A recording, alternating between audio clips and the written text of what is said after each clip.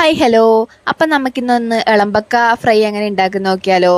അപ്പം ഇനി ചില സ്ഥലത്ത് ഇനി കക്കയിറച്ചി എന്നും കൂടെ പറയൂ കേട്ടാ. നമ്മളിവിടെ ഇളമ്പക്ക എന്നാ പറയല്, നിങ്ങളിവിടെ എന്നാ പറയലെന്ന് കമൻറ്റ് ചെയ്യണേ. അപ്പം ആദ്യം തന്നെ നമ്മളിത് നല്ല വൃത്തിക്ക് കഴുകണം. നല്ല വൃത്തി കഴുകിയതിന് ശേഷം മഞ്ഞപ്പൊടി ഉപ്പും പിന്നെ കുറച്ച് വെള്ളം ഒഴിച്ചതിന് ശേഷം തിളപ്പിക്കാൻ വെക്കുക. ഇത് നല്ലോണം തിളച്ച് വന്നതിന് ശേഷം അത് തിളപ്പിച്ചതിന് ശേഷം അത് നല്ലോണം തിളക്കണം.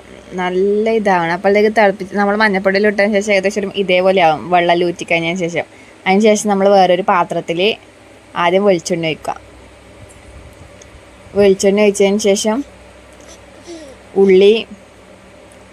ഉള്ളി വാട്ടുക. അതിലേക്ക് ഉള്ളിയിലേക്ക് കുറച്ച് ഉപ്പും കൂടി ഇട്ട് കൊടുക്കുക.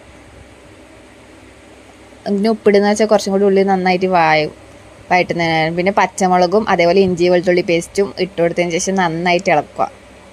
നന്നായിട്ട് ഇളക്കണം. അതിന് ശേഷം കുറച്ച് കരിവേപ്പില ഇട്ട് കൊടുക്കുക.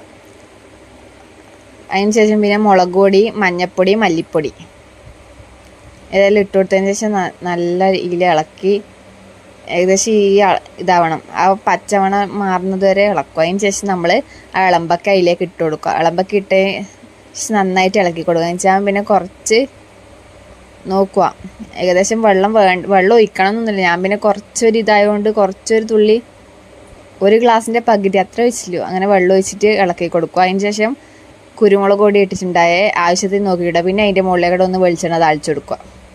എന്നിട്ട് നന്നായിട്ട് ഇളക്കി കൊടുക്കുക. പിന്നെ നമ്മൾ ആദ്യം തന്നെ വേവിക്കാൻ വെച്ചുകൊണ്ട് അങ്ങനെ ഓവർ വേവിക്കേണ്ട ആവശ്യമൊന്നുമില്ല. അതിന് ശേഷം അതിൻ്റെ മുകളിൽ മല്ലിച്ചപ്പും കൂടെ വിതറി കൊടുക്കുക. മല്ലിച്ചപ്പും കൂടി ഇട്ട് കൊടുക്കാം. നല്ല അടിപൊളി ടേസ്റ്റ്. എല്ലാവരും എന്തായാലും ട്രൈ ചെയ്യണം. മസ്റ്റ് ട്രൈ ആണ്.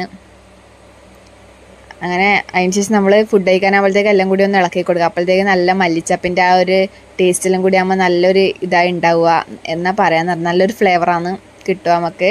എല്ലാവരും ഒന്ന് ഈ രീതിയിൽ ട്രൈ ചെയ്ത് നോക്കുക. അതേപോലെ തന്നെ നിങ്ങളവിടെ ഇതിന് എന്തിറച്ചിന്ന് കക്കയിറച്ചിന്ന് ഇളമ്പക്കാന്ന് എന്താ പറയലെന്നും കൂടെ കമൻറ്റ് ചെയ്യുക. അപ്പം വീഡിയോ ഇഷ്ടപ്പെട്ടാൽ ലൈക്ക് ചെയ്യുക, ഷെയർ ചെയ്യുക, സബ്സ്ക്രൈബ് ചെയ്യുക.